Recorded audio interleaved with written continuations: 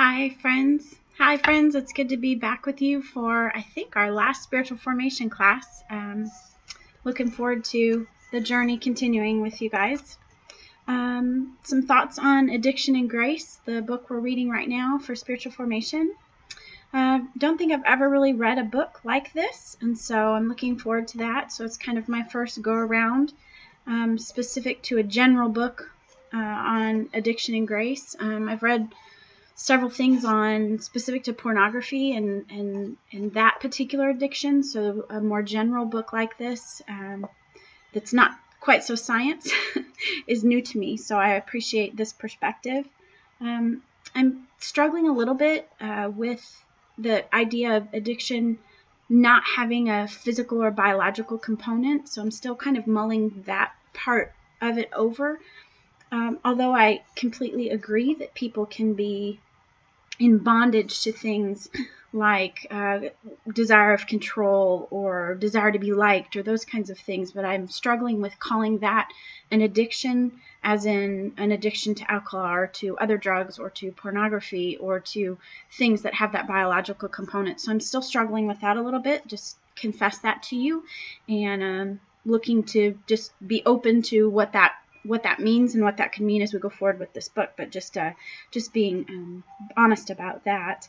The quote, "To be alive is to be addicted, and to be alive and addicted is to stand in need of grace," struck me.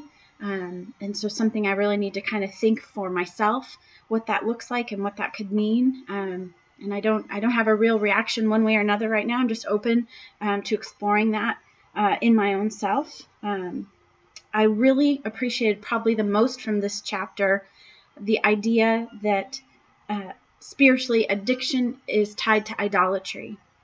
I think idolatry is not something we talk about in the church enough because we don't have big golden statues of cows and snakes that we bow down to. We think that it's not an issue anymore, and I think it's huge.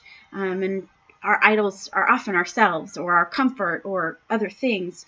But as the author talks about, as May talks about in this, addictions can be idols as well. And so that struck me so much. That's something that stuck with me, and I'm going to want to think through a little bit more. I love, he says, it is, as one modern spiritual writer has called it, a counterfeit of religious presence. Addictions are. So we're looking for that. We have that hole for God, that desire, that built in for us to know God and be known by God, and we fill it with other things, and it's that counterfeit of religious presence. I think that's true. I also really appreciated several of the comments about other world religions. All deal with the same kinds of themes, that we're created for love, for freedom, that addiction hinders us, and that grace is needed to get that freedom. We in the Christianity call it salvation. Other religions call it other things. That really connected with me as well. What I'm finding in this first chapter is the idea of commonalities, that I am not addicted to drugs or alcohol. Thank God. I could be. I'm just not. But I can find commonality with other people who struggle with that because I may be addicted in other ways. I am in search of freedom from various things, just like other people who are searching through Buddhism or other things are searching for freedom.